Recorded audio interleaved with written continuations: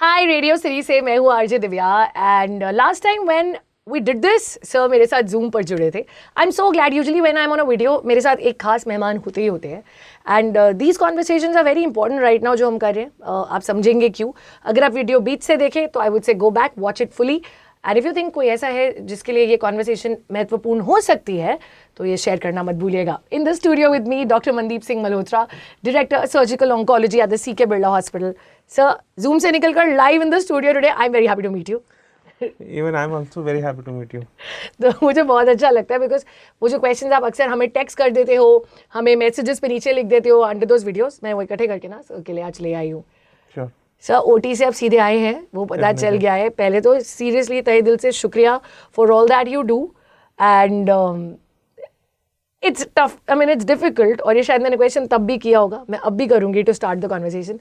आपका सीक्रेट क्या है? Like what keeps you going on a daily basis? How do you get your motivation? Actually, I feel blessed that God has given me an opportunity to at least जो मैंने सीखा है at least मैं उसको utilise कर रहा हूँ.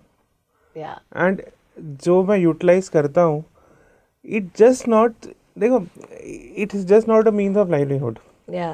It's something which impacts lives. And that is like immense satisfaction. You know, it is so strange. Every time I talk to a doctor, ऐसा कैसे सबका answer? It's almost like my mother says the same dialogue like all my friends' mothers. Doctors का seriously, you know, so it's been a universal thing. सब doctors ने यही बोला. It's the patients and what we do जो हमारे लिए motivation बन जाता है. देखिए, एक मेडिकल साइंस एक लौती ऐसी चीज़ है जब आप उसको what I have read in 11th class is still applicable now. Yes. Whereas if you look into the other streams, मतलब you can understand somebody is an engineer, he does an MBA, so obviously they keep moving, changing, learning. So but what we do, we actually evolve from very basic to then a little complex, then more complex, then more complex, then more complex, and then ultimately a super specialty. Yes. And everything is relevant from just deep down till the up. So point जैसे आपने अगर 11th में या 12th में, अब तो खैर पता नहीं, अब तो खैर एनिमल राइट्स का इशू है, बट हमको फ्रॉग वॉक जो भी आप करते हो तो आप उस टाइम से आज तक मतलब ऑब्वियसली आप वो फ्रॉग की स्किन फील करते हो तो जाके आप ह्यूमन की स्किन फील करते हो. That is how we evolve and it is also something which is very important for us to understand that the important part which Indian हमारी जो एजुकेशन में थोड़ा सा हमें लैक करते हैं, हम नर्ड्स बन जाते हैं basically. We just get into books and then we come into the practical practice and then we understand how to then actually people like us evolve into developing human relations, man management and things like that. It takes time. And बात वही है जो है तब से वो अभी तक वैसे ही चल रहा है. सर आज का of course subject and if you watching this like I said it's important. Timely checks, right doctors and right diagnosis, ये सारी चीज़ें आपकी बहुत सारी प्रॉब्लम्स को सॉर्ट कर सकते हैं. सर ब्रेस्ट कैंसर, पहली चीज़ तो कैंसर का नाम आते ही लोग सोचते हैं कि नहीं कल चेक करा लेंगे, नहीं मुझे नहीं हो सकता है.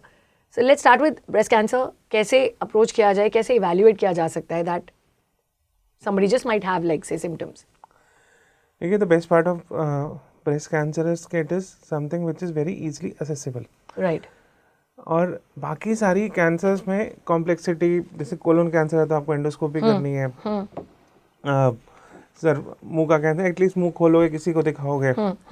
ब्रेस्ट कैंसर एक ऐसी चीज़ है which a women can herself be more vigilant. Like if we do self rest regularly, we ourselves would be capable enough to catch it at stage 1, stage 2. That is how important a self rest is.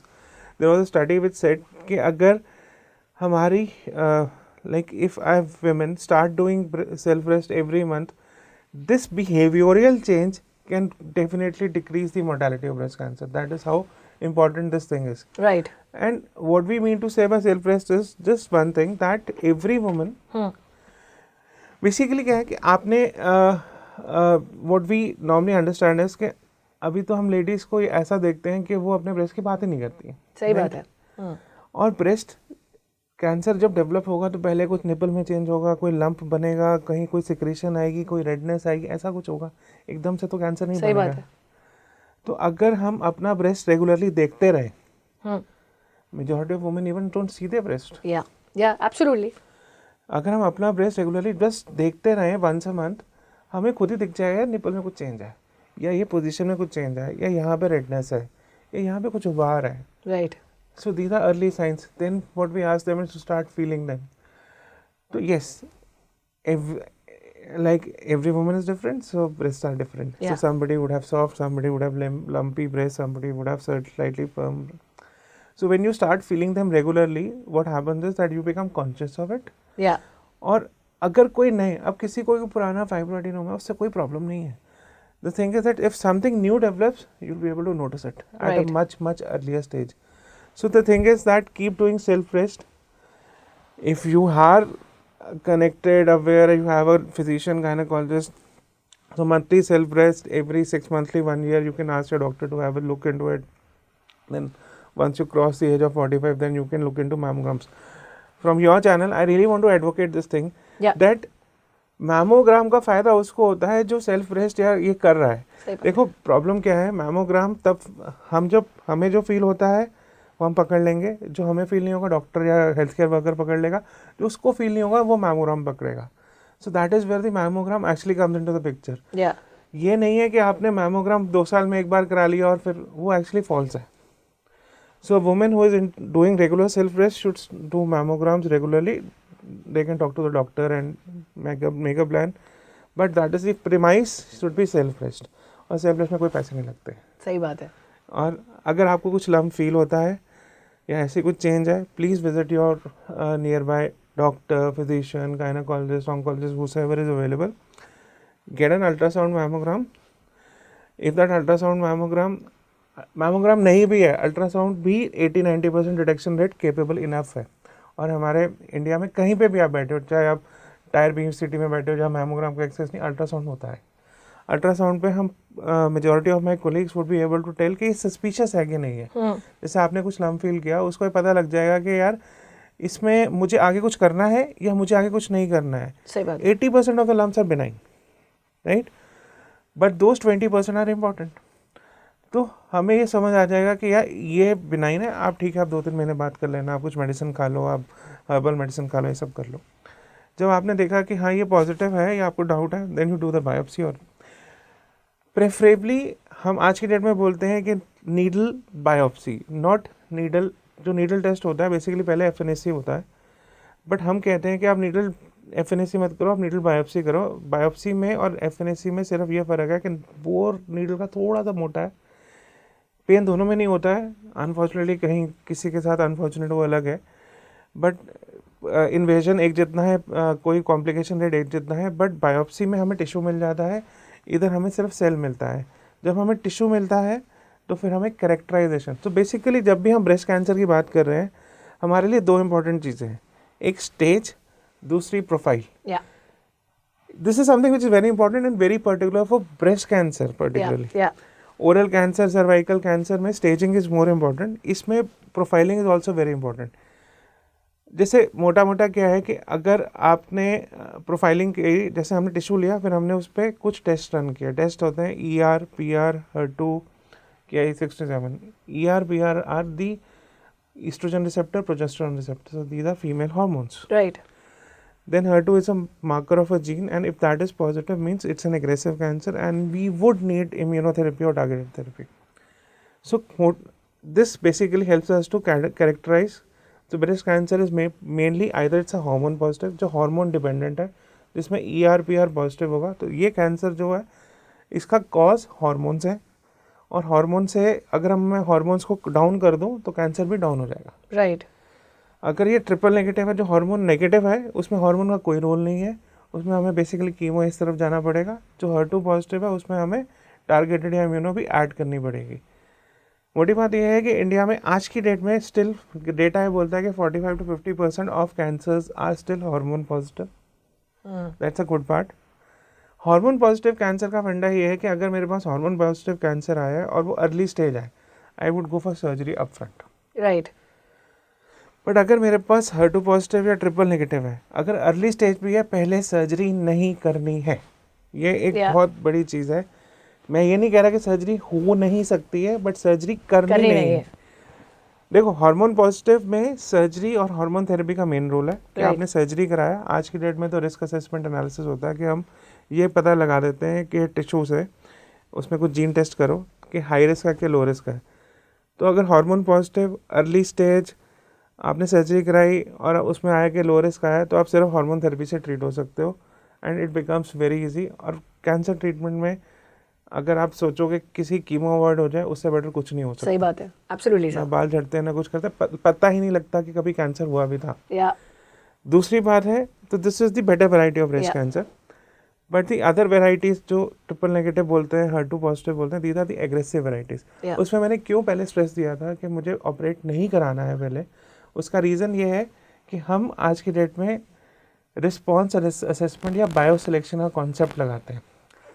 Response assessment या bio selection का concept ये है कि अगर मेरे पास एक triple negative normally younger female है, तो अगर मेरे पास ट्रिपल नेगेटिव पेशेंट है, HER2 पॉजिटिव है, मैंने पहले कीमो के साथ जो भी अगर इम्यूनो सिस्टमिक ऐड किया, और उसके बाद मैंने उसका रिस्पॉन्स देखा कि रिस्पॉन्स आया कि रिस्पॉन्स नहीं आया। जिन पेशेंट्स का रिस्पॉन्स आया, they are the gooder lot, better lot, उनका प्रोग्नोसिस बहुत अच्छा है, कैंसर रिकरेंस रेट कम है। जिनका नहीं आया, तो उसमें ये होता है कि हमें पता होता है कैंसर रिकरेंस रेट ज़्यादा है, उसके लिए अगर मुझे सर्वेलेंस बढ़ानी है, या आज की डेट में हम नेक्स्ट जनरेशन सिक्वेंसिंग करके पता लगाते हैं कि जीन्स क्या है, उसके लिए मुझे कोई पर्टिकुलर दवाई, कुछ पर्टिकुलर डाइट, कुछ चेंज करनी है, वो मुझे पता लग जाता है। अगर मैंने ये पेशेंट को पहले ऑपरेट कर दिया, तो मुझे कभी पता नहीं लगेगा कि हाई ये कैसा प्रोग्नोसिस है, ये रिस्पॉन्डर थे कि नॉन रिस्पॉन्डर थे। तो that golden opportunity I will miss if I operate them up. So that is the very reason hormone positive early stage surgery, triple negative HER2 positive even early stage no surgery, go for systemic, to surgery afterwards। advanced cases में तो obviously हम पहले surgery नहीं करते। मुझे लगता है कि not just people who probably want to know, आप एक मेडिकल स्टूडेंट भी हो ना, तब भी इट्स लाइक अ गाइड। अगर मैं समझ सकती हूँ, sir I am sure you teaching a lot of kids, is it? I don't know। जो but it is important guys. कई बार हम लोग सिर्फ डर के कीमो के नाम से या कैंसर के नाम से इतना घबरा जाते हैं दैट हम उसके आगे वाले स्टेप पे जाते ही नहीं, और फिर प्रॉब्लम बढ़ जाती है। So if you get, like he said कि आप सेल्फ टेस्ट करो, उससे बेहतर कुछ नहीं है। एंड ऑफ कोर्स उसके बाद स्टेजेस है। सर, ट्रीटमेंट प्लान कैसे बनता है फिर if somebody is diagnosed with, से आप how do you make a treatment plan then next? Next यही है कि if I have a stage and profile, so as said, discuss if I have an early stage cancer, then we look into whether it's hormone positive, we go for surgery. If it is other variety, HER2 positive, triple negative, we go for chemo or chemo with systemic. Advanced stage, definitely go for chemo या systemic therapy first. What we were discussing, एक चीज़ मैं just add to कि आपका self breast can actually make a lot of difference. Like I said, 40 to 50% is hormone positive. So a good self-breast examination will help us to detect a cancer at stage 1. Yeah. And there's a 50% chance that you will avoid chemotherapy. तो sooner the better. Yeah. और sooner में at least breast cancer के साथ वो test हम खुद कर सकते हैं, एनालिसिस खुद कर सकते हैं। एंड आई थिंक आपने बहुत सबसे अच्छी चीज़ शुरू यही करी है दैट ब्रेस्ट के बारे में बात करने से इन चीज़ों को टैबू मानना बंद करते हैं। Our body, we have to own it and we have to take care of it, and then the body takes care of us. Surgery कैसे इवॉल्व हुई है over the years for breast cancer? आज की date में we are talking about functional breast preservation. Yeah so before I come to functional breast preservation, जब last century था तो radical mastectomy की बात थी कि ब्रेस्ट भी निकालो, साथ में मसल्स भी निकाल दो, सब कुछ निकाल दो। Then it evolve to mastectomy with reconstruction, कि आपने टिश्यू लिया या इम्प्लांट लगाया, फिर आया ब्रेस्ट कंजर्वेशन, दोनों इवॉल्व हुए। आज की डेट में बात आती है functional breast preservation. Functional breast preservation का कॉन्सेप्ट ये है कि जैसे for my motto is surviving breast cancer with breast is my actual motto. अब अगर मैंने ब्रेस्ट रिकंस्ट्रक्ट भी किया है या कंजर्व भी किया, I would prefer that the breast का सेंसेशन मेंटेन रहे। That is what a functional breast is. जो ब्रेस्ट का skin and the nipple, that is where the sensation of the breast is. So our endeavour is always to protect the maximum original skin and if possible nipple also. That is where this concept of functional breast preservation is. That, and this is basically applicable for patients who are at early stage. Early stage मतलब skin अभी involved ही नहीं है. Yeah. और all those patients, जैसे हमने बात करी थी responder versus non-responder, तो all those patients who had a very good response to systemic therapy, they become eligible to functional breast. Right. तो उसमें we can even save the nipples. So what we do is that we just remove the affected part of the breast. Basically cancer can't milk ductal tissue में होता है. तो आपने ductal tissue fat निकाला, ऊपर से स्किन और nipple को प्रिजर्व किया, उस एरिया को साफ किया. अफेक्टेड एरिया भी निकाल सकते हो, पूरा ब्रेस्ट भी निकाल सकते हो, depending on how you plan it, but you remove it and then you reconstruct it with a tissue. So basically what happens is that the woman comes in with breast cancer, goes out with a breast, and that breast is sensate, functional as she had originally. Wow. So the cancer can be removed, the breast can be restored, it has the senses. तो वो जो डर होता है हमारा सबसे पहले कि you know breast would be removed, and हमने देखा है, जो सुना है, टाइम बहुत आगे आ गया है. So in fact we say that we are evolving medically also. Yeah and this functional breast obviously now we use even robots. So basically we do this functional breast preservations with robot assistance. Yeah. So robot assistance actually robot ऐसा नहीं है कि robot आके surgery कर रहा है. ठीक है, मैं वही पूछने लगी थी, रोबोटिक असिस्टेंस कहाँ कैसे हो रही है? ऐसा नहीं होता. रोबोट आगे, this is obviously a machine. Yeah. So basically if I supposedly this is the breast and everything is clean, I want to go put a scar here, not here, not here, so that I want to put the scar just at the crease which is hides it.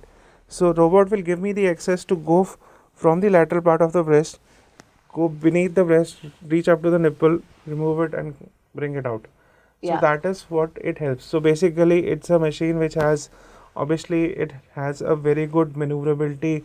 It has arms which can even, like my arm cannot twist, my fingers cannot twist, it can have 7-degree rotation. Rotation यहाँ पे करनी होती है, उसकी उससे ज़्यादा होती है. Yeah. और जो मैग्नीफाइड व्यू है तो हमारे को ब्लीडिंग नहीं होती है, हमें दिखता बहुत अच्छे से है. और जब हम ब्रेस्ट में एक और कॉन्सेप्ट है कि आप जितना स्किन को खींचोगे कम, उतना उसको मतलब स्किन में चेंजेस नहीं होंगे या कोई ब्लैकनिंग नहीं होगी, नर्व्स प्रिजर्व रहेंगे, तो सेंसेशन प्रिजर्व रहेगी. तो बेसिकली रोबोट से रिट्रैक्शन कम होती है और जो ब्रेस्ट की जो हमारी नर्व्स हैं, सेंसेशन है, वो कम डैमेज होता है.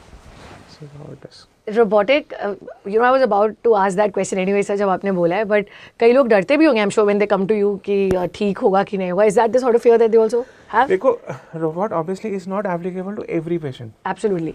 सो only patients who are early stage breast cancer जिसमें skin is free. Secondly all the patients who have responded to systemic therapy. So those are the patients. But this is a very good chunk, right? आज की date में if I have early stage, ठीक है, उसके बाद with evolvement of systemic therapy, immunotherapy, chemotherapy part of it, हमारे response rates, I'll tell you, हमारी last time एक बात हुई थी, तो even when we add the nutraceuticals, the Ayurveda part and everything, हमारे आज की डेट में chemo response rates are at par with 70%. Wow. So 70% of my advanced cancer patients ultimately have a decent response and ultimately become eligible for functional breast. So basically ये सारी conversation का foremost reason आपको बताने का ये कि डर को थोड़ा अलग रखना ज़रूरी है और कॉन्शियसली अपनी बॉडी के साइंस, और उसके बाद of course like sir saying evolve हो रहा है इतना कुछ मेडिकल में, तो आपको वो जो डर है ना उसको छोड़ देना चाहिए. सब प्रिसिजन ऑन्कोलॉजी के बारे में थोड़ा बात करते हैं. Also like you just mention role of natural supplements and off label medicine, अगर उस पर भी थोड़ा. प्रिसिजन ऑन्कोलॉजी का मतलब है tailored treatment to a particular patient. So right now we are in that era where we can actually isolate this cancer from the blood. We can grow the cancer in the lab.